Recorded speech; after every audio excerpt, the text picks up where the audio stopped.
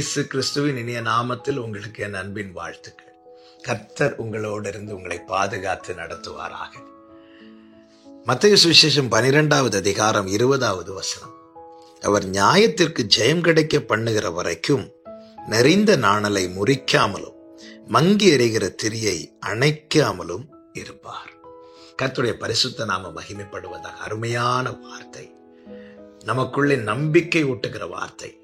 பல முறை நம்முடைய வாழ்க்கை என்னும் தீபம் மங்கின போது, நம்முடைய வாழ்க்கை நெறிந்த நிலையில் காணப்பட்ட போது, நம்மை அணைய விடாமல் நமக்குள்ளே நம்பிக்கை என்னும் எண்ணெயை ஊற்றி நம்முடைய வாழ்க்கை தீபத்தை எரிய வைக்கிற ஒரு உன்னதமான வார்த்தை. ஆண்டவராகிய இயேசு கிறிஸ்து செய்கிற செயலை குறித்து அவரை நம்பி இருக்கிற பிள்ளைகளுக்கு நம்பிக்கை உண்டாகும் பொருட்டு சொல்லப்பட்ட வார்த்தை. அவர் நியாயத்திற்கு ஜெயம் கிடைக்க பண்ணுகிற வரைக்கும் நிறைந்த நாணலை முறியாமலும் மங்கி எறிகிற திரியை அணைக்காமலும் இருப்பார். என கேட்கிற அன்பு சகோதரா சகோதரி, இந்த பூமியிலே உன்னுடைய காரியத்துக்கு நியாயம் கிடைக்காமல் போய்விட்டதோ? நியாயம் செய்கிற ஸ்தானத்தில் இருக்கிறவர்கள் பல காரியங்கள் நிமித்தம், பல சூழ்நிலைகள் நிமித்தம் ஆமேன் உனக்கு விரோதமாய் செயல்படுகிறதை எண்ணி கலங்கி இந்த வார்த்தையை கேட்டுக்கொண்டிருக்கிறாயோ? பணத்தினால் வஞ்சிக்கப்படுகிறவர்கள் உண்டு. ஆமேன் பணத்தை பெற்றுக்கொண்டு ஆமேன் சட்டங்களை மாற்றுகிறவர்கள் உண்டு. ஆமேன் அப்படிப்பட்ட சூழ்நிலையில ஆமேன் உன் நியாயம் எடுபட்டு போய்விட்டது என்று வேதனையோடு இதை கேட்டுக்கொண்டிருக்கிறாயோ? உனக்கு ஒருவரை நான் அறிமுகப்படுத்துகிறேன். அவர் யார் தெரியுமா?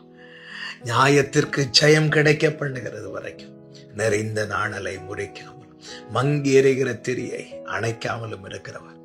ஆண்டவரே, எனக்கு நியாயம் செய்ய யாரும் இல்லையே, எனக்காய் வழக்காட ஒருவரும் இல்லை என்று வேதனையோடு யாராவது இதை கேட்டுக்கொண்டிருப்பீர்களே, ஆனால் உங்களுக்கு சொல்லப்படுகிற நற்செய்தி இதுதான்.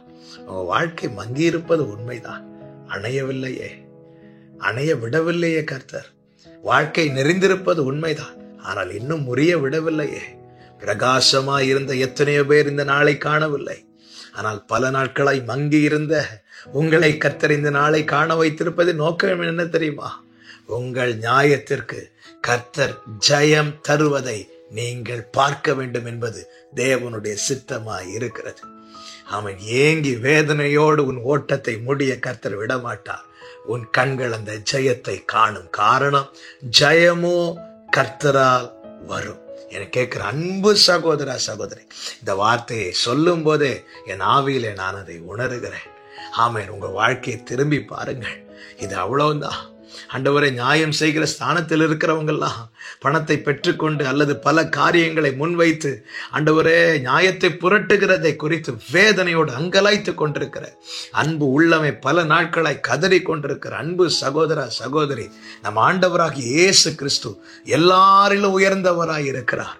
இன்று எந்தெந்த அதிகாரத்தில் யார் யார் இருக்கிறார்களோ அவர்கள் எல்லாரை விட அவர் உயர்ந்தவராய் இருக்கிறார். அவர் ஜெயம் கிடைக்க பண்ணுவார் என்று வேதம் சொல்லுகிறது. எனவே சோர்ந்து போக வேண்டாம், தளர்ந்து போக வேண்டாம், மங்கி இருப்பதை குறித்தும் நெறிந்திருப்பதை குறித்தும் கலக்கமடைய வேண்டாம். அணைய விடவில்லை, அணைய விட மாட்டார். மாறாக நியாயத்திற்கு நிச்சயம் ஜெயம் கிடைக்க பண்ணுவார். அவர் இதுவரை தோற்றதில்லை, இனியும் அவர் தோற்க போவதும் இல்லை.